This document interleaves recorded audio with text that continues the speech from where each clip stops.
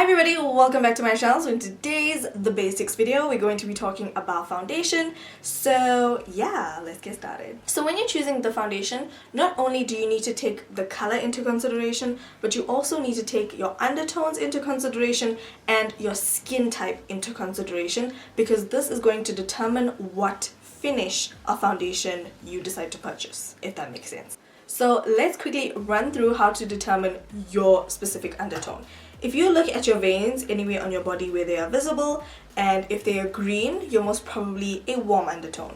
If your veins are blue, then that's most probably that you're a cool undertone. Warmer undertones are more of a yellowy kind of base, and cooler undertones are more of a pinkier base, if that makes sense.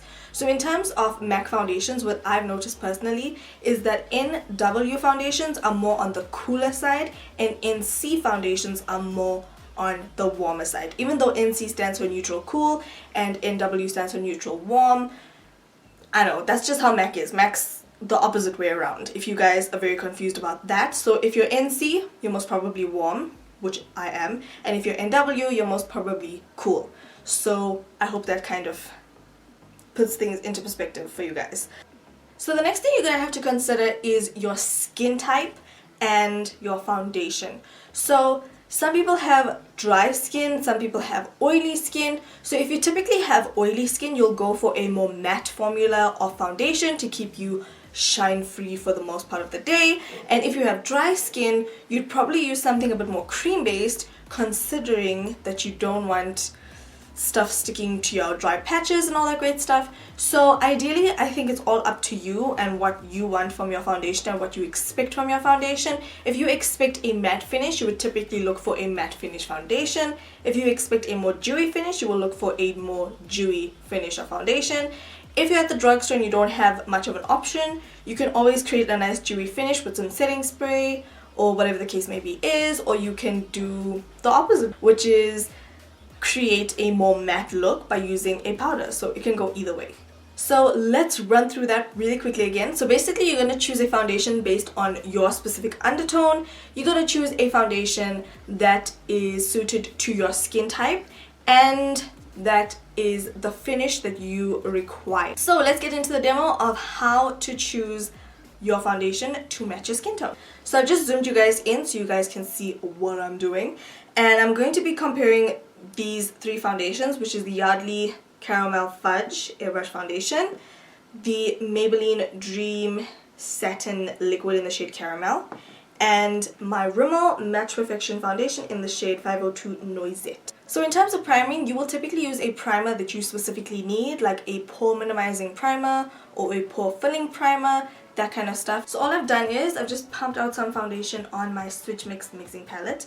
And what I'm going to start doing is I'm going to start making stripes on my jawline with the foundation. So I'm going to start with the Maybelline Match Perfection in Caramel Fudge. I'm going to be using my finger. Next I'm going to take my Rimmel Match Perfection. I'll also start applying that to my face. And also blending it ever so slightly. And lastly, taking my Maybelline Dream Satin Liquid Foundation and also lightly blending this into my skin. So yeah, this is basically the situation right now. I'm sure you guys can see the color change. So this is the Yardley Airbrush Foundation, which is looking a bit ashy on my skin tone. This is the Rimmel Match Perfection, which as you can see is a bit darker compared to this clear part of my face, but it's blending in quite well to my skin tone. And then lastly is the Maybelline Dream Satin Liquid, which as you can see is not an exact match to my skin tone. This is a bit of a neutral foundation, but yeah, you guys can see the variation of shades, and you can see that the Rimmel Match Perfection matches me perfectly. Now, in order to determine whether this is a perfect match, I'm going to apply this to one side of my face, and yeah, we're gonna do like a half and half comparison, if that makes sense. So I'm just gonna be applying it to the opposite side of my face. I'm gonna be blending this in with my Switch Total Buffer brush. So as you guys can see, the difference between foundation and no foundation, such a big difference, you guys. Even though you guys can clearly see that the Rimmel one is just a tad bit darker than my skin tone, it's actually creating a flawless finish.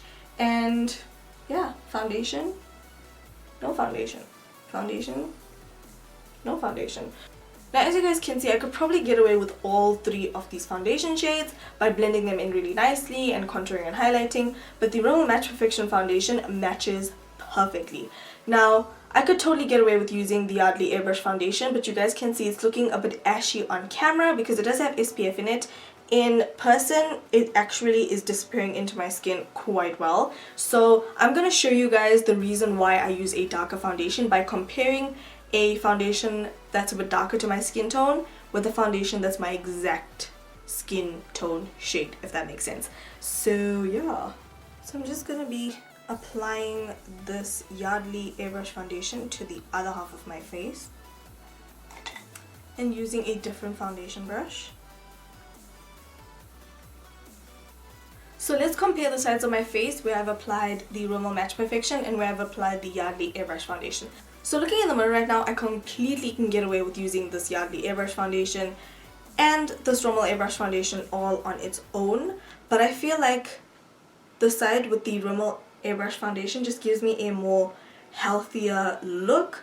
It's not emphasizing my pigmentation, nothing of that sort, whereas this side is kind of emphasizing my pigmentation, especially around my mouth area and some of my scarring and stuff. I don't know if you guys can see. Like my scars and my marks are peeking through. Can you guys see that? And my pigmentation right here. So yeah, I'm gonna finish off the side of my face and I'll be right back. Next, I'm going to be going in with a concealer that is a few shades lighter than my skin tone. Now this can be 2 shades lighter, 3 shades lighter, all depends on you.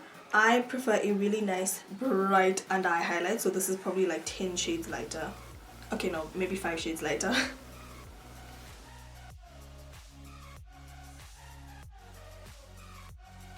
So as you guys can see, even though I used a foundation that was a bit darker in tone than my original skin tone, once you highlight, it brings back that lightness back into your face and you're probably not going to even look that dark. Let's get real. So the next thing I'm going to do is I'm just going to take some light tinted powder and just set the areas of my face where we've just highlighted with concealer. So I'm setting under my eye and in my T-zone area. Now this is typically the areas that I would set on a day-to-day basis because I can still tend to get a bit shiny along these areas. But of course, if your skin is oily overall, then you just want to set overall with a matte powder. So in terms of setting your face, you want to keep it simple and just set your face where you need it. If your foundation rubs off throughout the day, just set your jawline. If your foundation, if you have an oily T-zone, just set your T-zone. If you prefer to set your whole face and it works for you, you do you, boo. Thank you guys so much for watching. Please don't forget to thumbs up, subscribe, like my video, share with all of your friends, and all that great stuff. And I'll talk to you guys in my next video. Bye!